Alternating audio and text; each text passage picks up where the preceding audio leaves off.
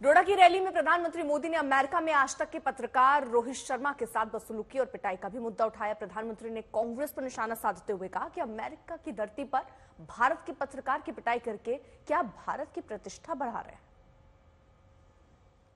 ये संविधान की बातें करते हैं और नफरत की दुकान पर मोहब्बत की दुकान का बोर्ड लगा करके घूमते हैं।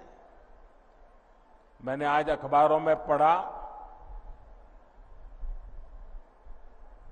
लोकतंत्र का एक महत्वपूर्ण पिलर होता है हमारा स्वतंत्र मीडिया।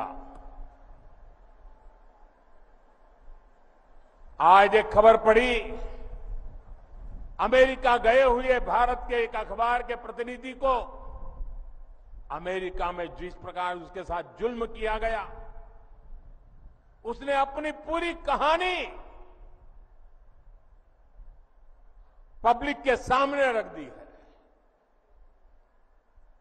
अमेरिका की धरती पर हिंदुस्तान के एक बेटे को, वो भी एक पत्रकार को, और वो भी भारतीय संविधान की रक्षा के लिए काम करने वाले पत्रकार को कमरे में बंद कर करके उनके साथ जो व्यवहार हुआ है, क्या ये लोकतंत्र को, संविधान की मर्यादाओं को उजागर करने वाले विषय? क्या अमेरिका की धरती पर भारत के पत्रकार की पिटाई करके क्या भारत की प्रतिष्ठा बढ़ा रहे हो?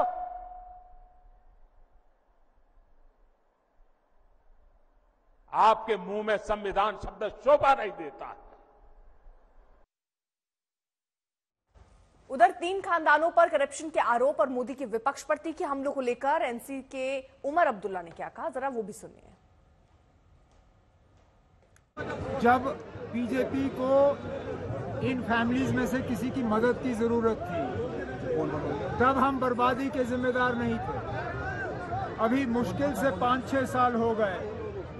पीडीपी के साथ तो बीजेपी का जम्मू कश्मीर में रिश्ता था, तब उनको पीडीपी में कोई खराबी नजर नहीं आई। जब वाजपेयी साहब को मिनिस्टर बनाना था और उनकी नजर मुझ पे पड़ी, तब हम में कोई खराबी नहीं थी। आज इलेक्शन के दौरान इनको खराबी नजर आ ही जाती है।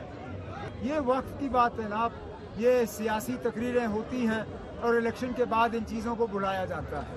ये वजीर आजम साहब को इस चीज पे बात करनी चाहिए थी। डोडा में उन्होंने तकरीर की, 24 घंटे नहीं हुए हैं कि हमारे 2 बहादुर आर्मी के सिपाही जो हैं, जिनमें एक एनसीओ अफसर और एक जवान, दोनों मिलिटेंट के हमले में मारे गए। आज नॉर्थ कश्मीर में एक हमला, एक एनकाउंटर अभी भी चल रहा है। वजीर आजम साहब लोगों को गुमराह करने के लिए खानदानों की बात करते हैं। जरा मौजूदा हालात की बात करें।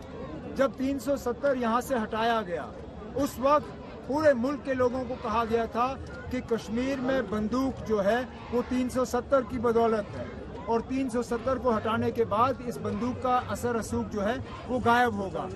हटाने के बाद 5 साल हो गए, आज भी एनकाउंटर चल रहे हैं। उमर साहब,